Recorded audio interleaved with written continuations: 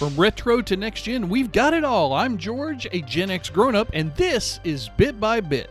All right, here's a quick bit from OutsiderGaming.com. It's talking about the best games coming in January 2025. To be honest with you, I don't recognize half the games on this list, but there was one game in particular that I found very interesting for us. Donkey Kong Country returns HD. So they are bringing an HD remaster of Donkey Kong Country Returns over to the Nintendo Switch. It's going to be available on January 16th. I think it's a great game, so I'm looking forward to getting a chance to play this on Switch since I don't play a lot of Switch, and I have one, and it's just sitting here collecting dust. Might as well dust it off for Donkey Kong Country Returns. There's a couple others in here that I do recognize. There's a Final Fantasy title, a Star Wars Jedi Power Battles title, which should be interesting, but that Donkey Kong Country Returns is the one I'm most looking forward to. I think you should check out this article and see if there's anything on here that you would like to look forward to. Here's a nostalgic hardware bit over from tomshardware.com.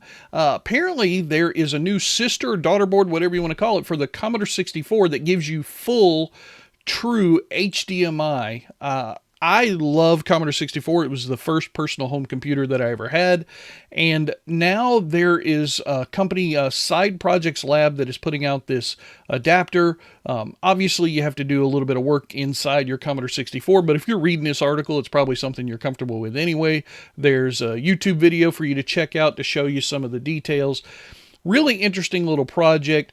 I get that going pure retro is the way that most people want to go, but also sometimes being able to just connect your device up to a modern monitor just makes things a little bit more convenient, a little bit more useful, and you might decide to actually use it a little bit more. Now, if you're not happy with your Commodore 64 Mini, which came out like a year or so ago, maybe check out this new sister-daughter board and have a good time with your old Commodore 64 in full HD HDMI. All right, here's a different kind of Atari bit this week from Hackaday.com. Somebody took an Atari 65 XE and turned it into a laptop. This was over here on this Hackaday website that they found somebody named Sideburn took all the guts from the 65 XE.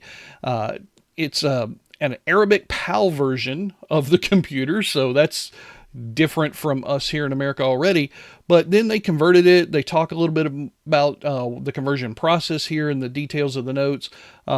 They also use some 3D printing, which is also another thing that I love. So they use that in order to make this case. There's a nice little YouTube video companion to watch on the whole process, but if you love old Atari tech, check this article out over at Hackaday.com.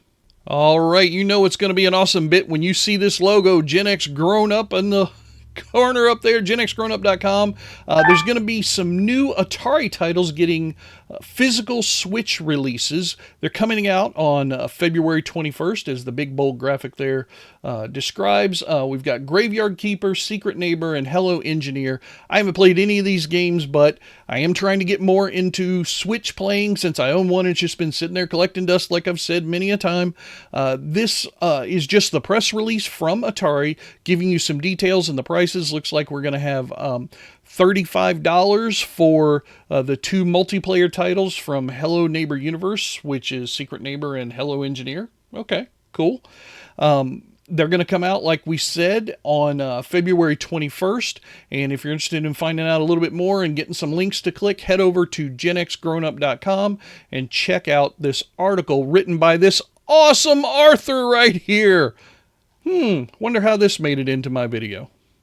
All right, here's a bit for us nostalgia nerds from RetroDodo.com. They're doing a new way to teach people how to clean and refurbish Game Boys. So you guys have seen probably cooking classes and making clay pots and all that kind of stuff that a lot of people our age might be interested in. I'm a nostalgia geek game kind of nerd, so that stuff doesn't interest me. But I'll tell you what would interest me: a 4-hour-long course teaching me and helping me to refurbish a Nintendo Game Boy from the dead pile stock of wherever they get these things from. Who cares? I don't care if they keep them and then resell them, or if they give it to me at the end of the course. I hope they kind of do, because that would be awesome. But it's in Brooklyn, New York. If you happen to be in the New York area, I want you to go 117 11th Street. I don't know New York addresses. Mo, he knows all that stuff. But anyway, they teach you and help you go through bringing a Game Boy back to life.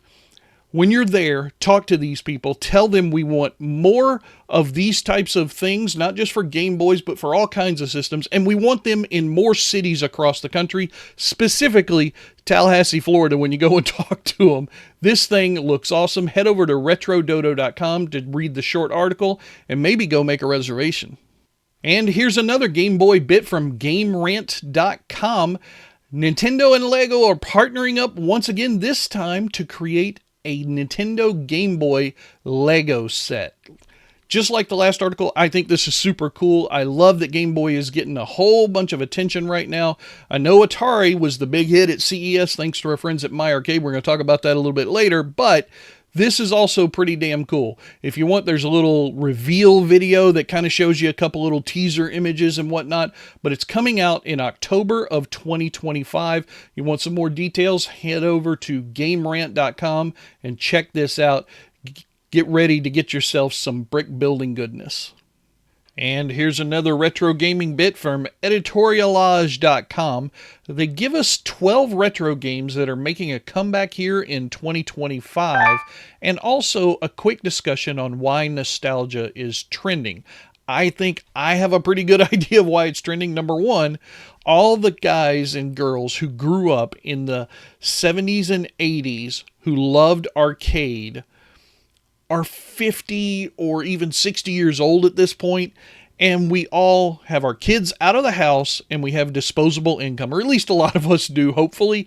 And obviously we can now spend a little bit of money to reacquire that part of our youth that we so miss. They give a nice little discussion on some of that stuff, and then they jump right into the 12 games they think are making comebacks here in 2025, starting with Super Mario RPG. What I like about this is they give you a quick little synopsis on the update. They give you some statistics and stuff on both the original and the update. They talk about the different features that are being upgraded and stuff and updated. Legends of Zelda, Street Fighter 2 Turbo, Sonic the Hedgehog 2, Final Fantasy 7, Tetris. We obviously know that one has gotten a lot of buzz lately with the Tetris Digital Eclipse release. Pac-Man, Donkey Kong Country, we talked about that earlier today. Chrono Trigger, Mega Man X, Castlevania Symphony of the Night, and Metroid Prime. Not all of these games are from the 80s. Some of them are from the 90s or early 2000s, but still, nostalgia reigns supreme here in 2025. Now here's a troublesome bit from TimeExtension.com discussing why the Nintendo 64 is so hard to emulate. I have a Nintendo 64, love playing games on it, of course, 007 GoldenEye, one of the best games ever, but they're right, it's very difficult to find a good emulation setup for the N64 on modern equipment.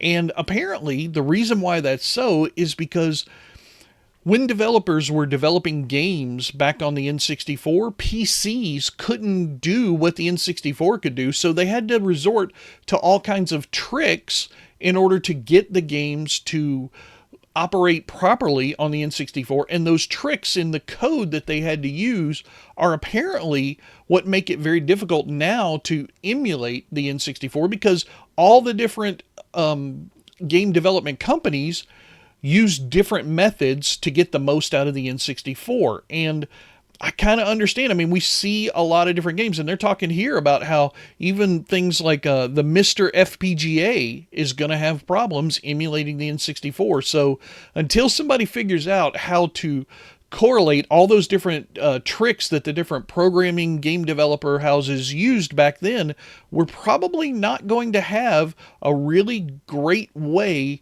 to emulate N64 games accurately. But it's not going to stop me from trying.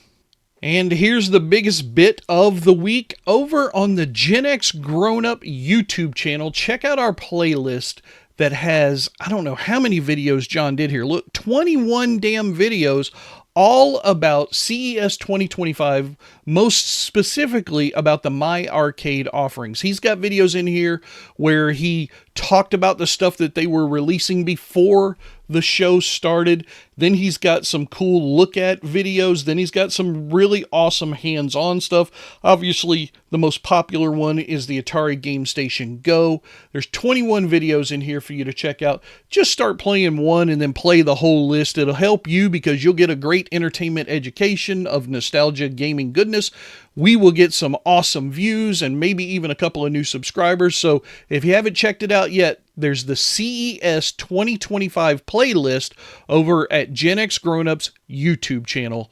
Go check it out immediately. And on a side bit, over at arstechnica.com, they are also talking about the Atari new wave from My Arcade, and they're talking about the Game Station Go, of course, which everybody is, and it's basically all the same stuff that we just showed you in our playlist. It's talking about what it's going to cost and all the accessories and everything else that's coming out. But take a look at who Ars Technica has decided to cite as the authority on the Game Station Go.